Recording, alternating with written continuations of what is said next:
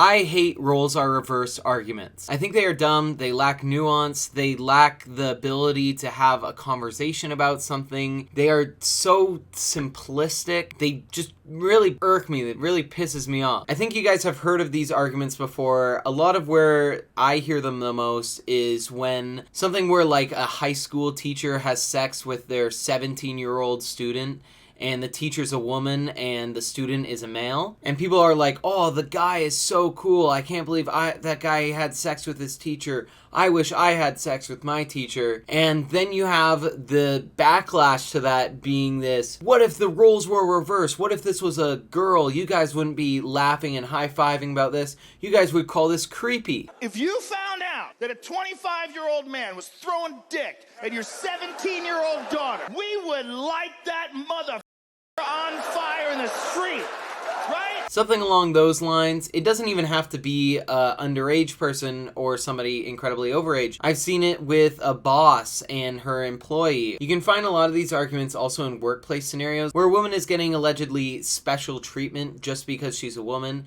and not by the merit of her work. A lot of these roles are reversed memes are based on the idea that men and women receive different treatment in society as of 2023, and conceptualizing what it would be like to have the roles reversed help illustrate the unconscious biases that we have towards the other gender. And on its face, you may think that this type of anecdote is not only innocent of any negative consequences, but also may help bring a nuanced dialogue by allowing people to step out of their gender shoes and see what it's like from a different perspective. But I think what gets misconstrued by a lot of these roles are reversed anecdote users is that the counter argument isn't simply that women are the same and equal in every way to men. It's that women are equally human and deserve equal human treatment in a work scenario, in a life scenario, in a sexual assault scenario. But I think where this anecdote stops being helpful to people and starts to actually hinder nuance and hinder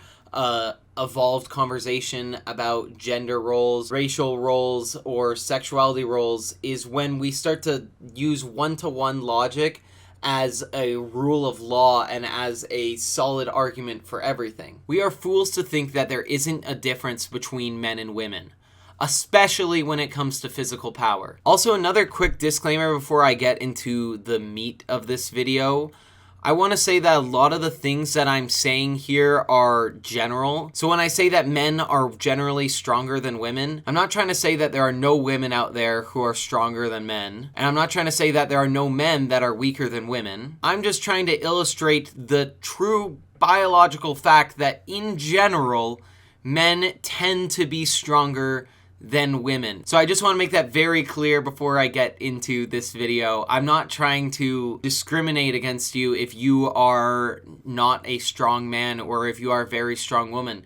Some of these scenarios are not universally applicable. I'm just trying to give a generalized overview of a trope that I have found in society, and it makes it easier for me to be able to use the most universally applicable language for whatever gender I'm talking about. Okay, with all the disclaimers out of the way, let's get into the video. When there's a man and a woman alone in a workplace after dark, and the woman tries to make a non-consensual sexual advance on the man feels no physical obligation to go along with this unconsensual advance against his will. No means no for him, and if he wants to, he can overpower his aggressor and simply walk away. Just in a physical sense though, not a social sense. Now, if a man tries to make a non-consensual sexual advance on a woman, the woman feels a physical obligation to go along with this advance against her will. No may not mean no for the woman if the man decides that it doesn't, and the woman cannot simply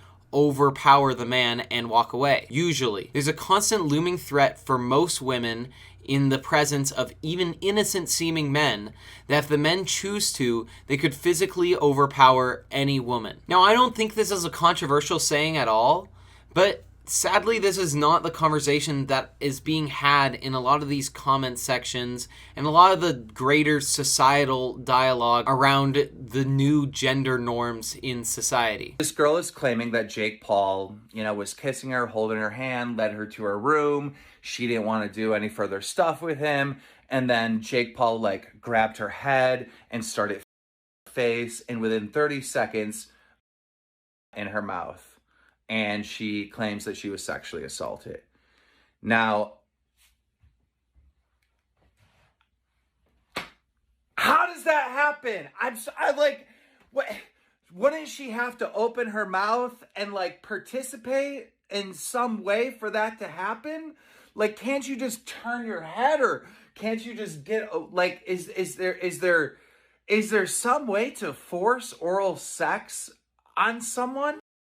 Is there really no way to get away? Is there really no way to just close your mouth, like, and just not let the penis enter your mouth? Like, I'm sorry, but I just don't believe this story at all. What Keemstar fails to see in this clip is the inherent physical threat that men pose to women without there being a weapon involved at all. Because of most men's natural biological strength, especially a boxer like Jake Paul, of course there's gonna be a power disparity and a threat towards women. A woman does not simply have the same ability to forcefully sexually assault somebody or to have that looming threat that is their strength to pressure somebody into going along with a sexual assault. Some of the most common places that you see these roles are reversed memes or anecdotes is relating to something sexual or something physical. Which makes sense, of course. I mean, those are two of the biggest differences between men and women. A very common point that a roles are reversed commenter will try to make involves age. The argument goes somewhat along the lines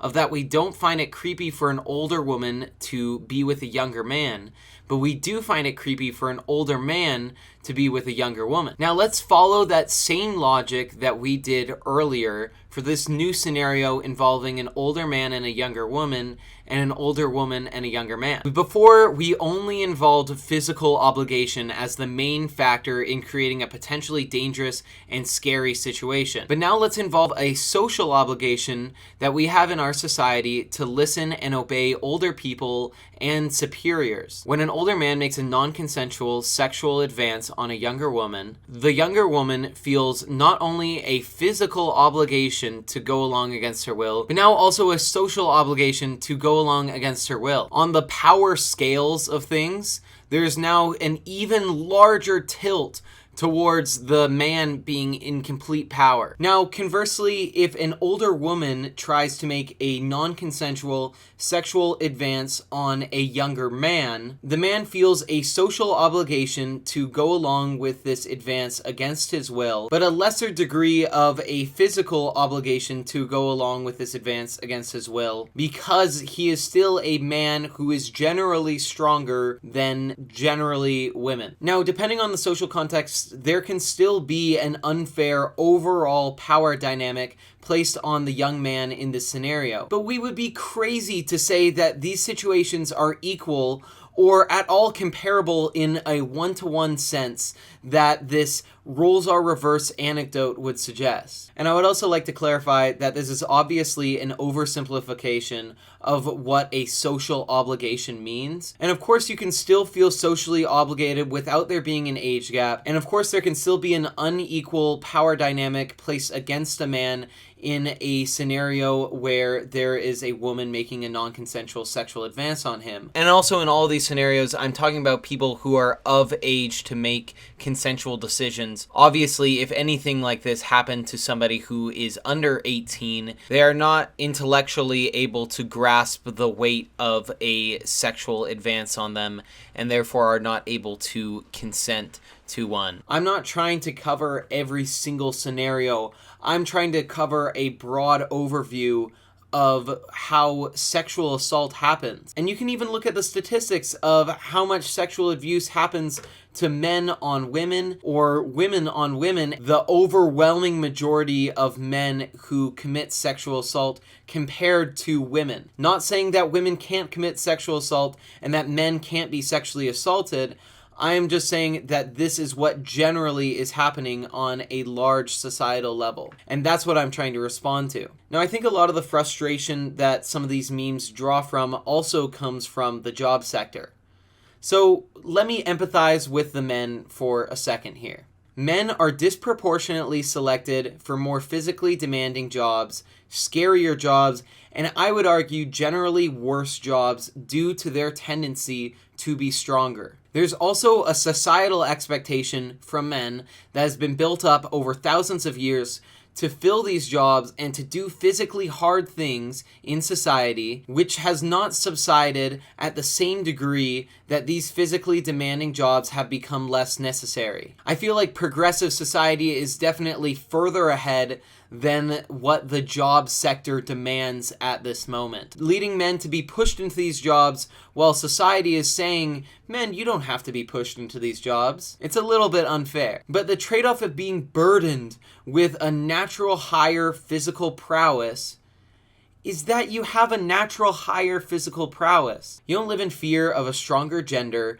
and you experience the benefits of having more natural physical strength on a day-to-day level, and the thousands of years of society rewarding physical strength with societal power. Men more frequently getting selected in leadership roles, higher roles, while women generally go into roles that are more in support of other men, like being their secretary or their assistant. But good news for men, while historical male-dominated society is becoming less and less male-dominated over the recent years, and the benefits of being a man are lessening and lessening as we get closer and closer towards equality, so are the societal expectations and the need to enter physically demanding jobs. While the patriarchy historically has been much worse on women than it has been on men, men have still felt the societal expectation to do more physically demanding jobs that is now being relieved by a movement towards more and more equality. But isn't this good? Isn't this what a good society is built on? Men, we are entering an age of more and more freedom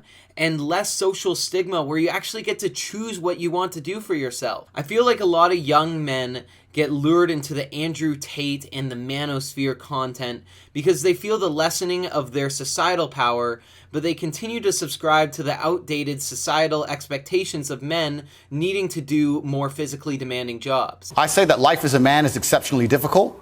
I say the most beautiful and the most terrifying thing about being a man is you're born without value. Society doesn't care about you. You're only going to be cared about based on how useful you are. People like Andrew Tate really put the pressure and unfair burden back onto the men to do more physical work, be the breadwinner, do labor jobs even if you don't want to. And that must feel like a lot of pressure to fill these enormous shoes that are being made for you. But the people who subscribe to these ideas are living in a prison created by the people like Andrew Tate and the people within the manosphere, and are putting the pressure on themselves when there is no pressure outside of that sphere. I hate the idea of a world where a man who dedicates himself to excellence so he can enjoy the finer things in life is criticized and ostracized and called horrible names purely because he's been a hard-working male. I would feel angry too if I had to be the breadwinner and I had to do the physically demanding jobs, and then the women had the audacity to do anything but support my difficult role. But I don't have to do any of these things.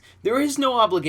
The only obligation is coming from people in the manosphere and people like Andrew Tate. But once you're able to rid yourself from the bitterness that is associated with this pressure, there's no longer resentment towards the women who are living outside of these pressures. Some of the biggest plights and problems to men these days are put on themselves by other men. Women are not pressuring men to do the physically demanding jobs, and it is Andrew Tate's and these manosphere people's goal to convince you that women actually are pressuring you to do these physically demanding roles. I promise, ask any normal woman and they won't care what you do with your job. They just want you to be happy. Okay, that was a bit of a tangent, but it's this unfair pressure that builds to this resentment, and this resentment builds into these roles are reversed anecdotes. I think what frustrates me most about these memes is the lack of nuance that they have, like boiling down all of women's rights into such simplicity. Maybe that's just memes and online discourse in general, But it sucks to see people responding to these memes as if they are a comedic take on a true principle, instead of a ludicrous take that is being built on a false principle propagated by the same people who are probably saying that comedic take or that anecdote that you're hearing. And it sucks to see more and more men fall victim to the be a man and suffer mindset by charlatans to only end up hating women for the consequences of this mindset. I also decided to specifically dive into the gender aspect of this roles are reversed anecdote, but the same could be said for people who are trying to say, why isn't there a White History Month? Or why isn't there a Straight History Month? Or why don't we say White Lives Matter instead of Black Lives Matter? It's like walking into a room where there's been a 4-hour lecture happening and you heard the last sentence and you decided to create a whole argument against that last sentence. I'm sorry if this video ends as a bit of a downer, but I wanted to encourage you guys to have empathy for the path that leads men into misogyny, and the nuanced thinking to see that men aren't inherently problem, but it's the sexist system and the bad faith actors that lead them down this path in the first place. The only way people are going to change if they are confronted at the root of their problem, not what has grown from it. My name is Jonah, and thank you for watching.